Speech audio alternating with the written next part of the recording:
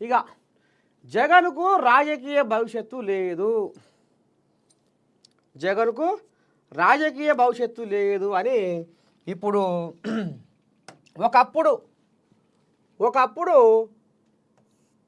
ఒకప్పుడు ఈ కోడిలాగా విజయసాయి రెడ్డి జగన్కు కుడి భుజం, ఒకప్పుడు జగన్కు కుడి భుజం ఈ కోడిలాగా. ఇక ఇప్పుడు బెడిసిపోయింది కథ. అంటే పైసా ఎందాక పోతావే అంటే పానవసొంటి చుట్టాన్ని పగ చేస్తా వింటురా. పైసా ఎందాక పోతావే అంటే పానవసొంటి చుట్టాన్ని నేను పగ చేస్తా అని అంటదట పైసా. అవో గది కథ.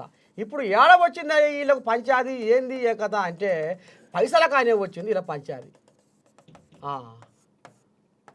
ఇక ఈ కోళ్ళలాగా ఇప్పుడు నిన్న మొన్నటిదాకా రాసుకొని పూసుకొని తిరిగి ఆయం పోయాం. కానీ ఇప్పుడు ఆ ఆయాన్ని ఇప్పుడు ఇది అంటే మీడియా ముందుకు, జనాల ముందుకు, సోషల్ మీడియా ముందుకు తీసుకొచ్చి ఎలిచి పారగొడుతుంది, పల్చగా చేస్తుంది. మరి ఇప్పుడు ఈ కోడిలాగా ఇప్పుడు ఎంత పెద్ద లీడర్కైనా కుడిభుజం అంటారు కదా. ఇప్పుడు ముఖ్యమంత్రి కుడిభుజం ఇవ్వలే అంటే గాయన అంటాం, గా ఎమ్మెల్యే కుడిభుజం ఇవ్వలే అంటే గాయన అంటాం, గా సర్పంచ్ కుడిభుజం ఇవ్వలే అంటే గాయన అంటాం. అయితే ఇప్పుడు జగన్కు ఈయన కుడిభుజం, జగన్కు ఈయన కుడిభుజం ఎవరు? విజయసాయి జగన్కు కుడిభుజం. అంటే ఇప్పుడు ఈయనకే కాదు, దునియా మీద అందరికీ ఉన్నారు కుడిభుజాలు. ఇప్పుడు ఆనాడు వీళ్ళ అయ్యని వైఎస్ రాజశేఖర రెడ్డిని తీసుకుంటే కేవీపీ రామచంద్రరావు వాళ్ళ అయ్యకు కుడిభుజం ఉండే. మళ్ళీ పోతే ఇప్పుడు కేసీరావుని తీసుకుంటే కేసీరావుకి ఎవరయ్యా కుడిభుజం అంటే ఇప్పుడు ఛాయ్ బిస్కెట్ల కానించి మందు గోళీల కానించి అన్నిట్లల్లా పాలు పంచుకుంటాడు ఎవరైనా సంతోషే. ఇప్పుడు కేసీరావు ఏ ముచ్చటైనా ముందుగా చెప్పేది సంతోష్కే. ఇక్కడ కొడుకు కేటీ రాములు చెప్పాడు, అటు అల్లుడు హరీష్ రావు చెప్పాడు. ముందుగా పోయేది కేసీరావు అయ్య నోటిగుంట పోయే మాట సంతోష్కే. ఇక వైఎస్ఆర్కి ఏమో ఆయన కేవీపీ రామచంద్రరావు, జగన్కు విజయసాయి. అంటే ఒక్కొక్కరికి ఇట్లా ఉంటారు అన్నమాట. అయితే ఇప్పుడు జగను ఏ వ్యవహారంలోనైనా ఏటుగా ఈ దొరే విజయసాయే, ఏటుగా విజయసాయే. ఇక ఇప్పుడు ఒక కంచావన తిన్నారు, ఒక మంచావన వండుకుర్రు, ఆఖరికి వస్తారు కల్లా ఇప్పుడు ఉప్పు నిప్పు లెక్క వీళ్ళ యుద్ధము అటు రష్యా యుక్రెయిన్ కంటే ఎక్కువైపోయింది. ఒకప్పుడు ఒక కంచావన తిని ఒక మంచావన వండి రాసుకొని పూసుకొని తిరిగి నువ్వే నా ఊపిరి అంటే నువ్వే నా పంచప్రాణము అని జగను విజయసాయి రెడ్డి మరి వైఎస్ఆర్సీపీ పార్టీలో ఈ రకంగా వాళ్ళు మోత మోగిచ్చిర్రు. కానీ ఇక ఆఖరికి వస్తారు కల్లా ఇప్పుడు జగన్కు విజయసాయికి మధ్యలో మోత మోగుతుంది. మరి ఎక్కడ పుట్టింది ఈ పంచాది? ఏడ పుట్టింది ఈ పంచాది? ఎట్లా ఈ పంచాది? ఇక పోతే తెరలోపడికి పోతే ఏదైతే ఈ కాకినాడ ఏదైతే ఈ పోర్టుకు సంబంధించి ఈ కేవీ రావు కాడ అడ్డికి పావుషేరుకు ధర చేసుకుర్రు, అడ్డికి పావుషేరుకు ధర చేసుకొని దీన్ని అన్యాలంగా ఉత్తపుణ్యానికే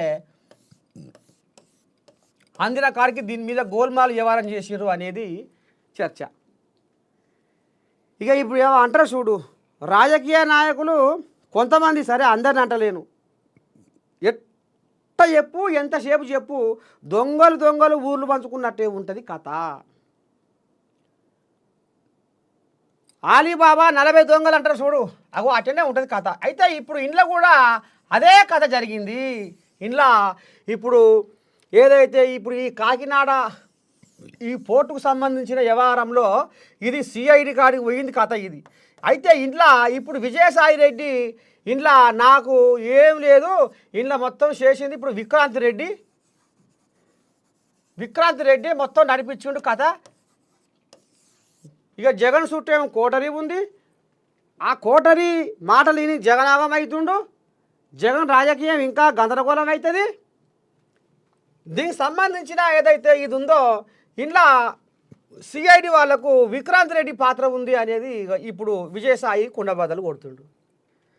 ఇక రేపు ఈయన పిలుస్తారు.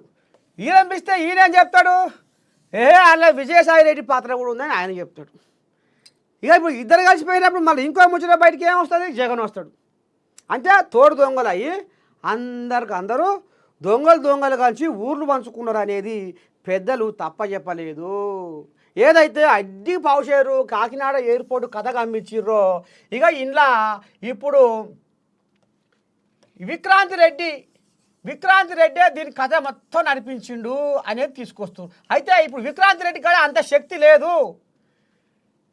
విక్రాంత్ రెడ్డి అంత దమ్ముగల్లోడు కాదు. అన్ని వేల కోట్ల రూపాయలను ఆయన ఆపగలిగే అంత తిప్పగలిగే అంత కెపాసిటీ శక్తి లేదు ఆయన కాడ.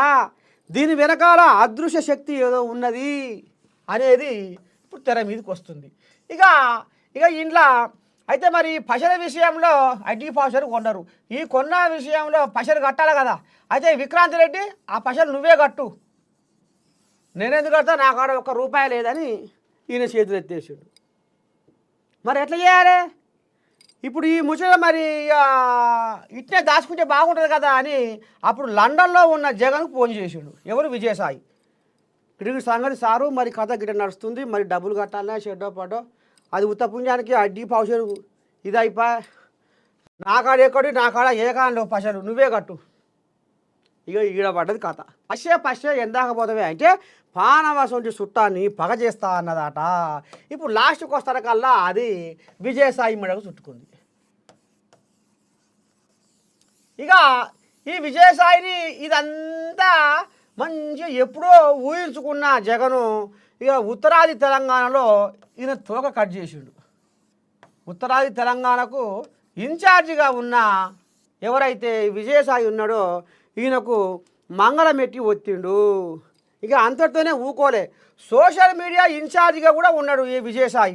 అది కూడా కత్తిరించిండు, ఆ పదవి కూడా కత్తిరించిండు. మరి అప్పుడే ఎందుకు బయటికి రాలే ఈయన? ఈ పదవులు పోగొట్టినాకనే విజయసాయి ఎందుకు కడకు జరగలేదు? ఇవాళ తీరా ఏదైతే రాజ్యసభ ఇంకా 4 సంవత్సరాలు ఉందనంగా ఎందుకు కడకు జరిగిండు? అసలైన కారణం అది. అమ్మ ఇదెట్టను ఉంది, ఇదెట్టను అయితట్టుంది, వామ్మో ఏం చేయాలంటే మరి పాపం పంటవంతా ఏదైనా పాకాన పడవలసిందే, బయట పడవలసిందే, కుండ బద్దలు కావాల్సిందే. ఇక ఇప్పుడు ఒక్కొక్క దొంగ ఊట శర్మిలకి వెళ్ళి నీళ్ళైతే ఏ రకంగా ఏ పాయకుంట రావాలనో ఇప్పుడు ఒక్క పాయను గిట్ట గెలిగిస్తే ఆ పాయ పొంటి ఆ పాయకు ఎన్ని పాయలు లోపడంగా ఉన్నాయో ఇక ఏ ఊరికొస్తాయి. ఇప్పుడు ఇదే కథ జరుగుతుంది. దొంగలు కలిసి ఊర్లు పంచుకున్నట్టు చేసిర్రు. గిది కథ.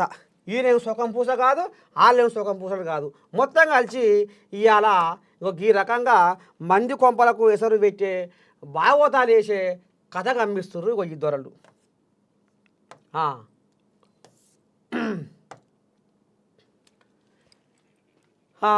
ఇదేంది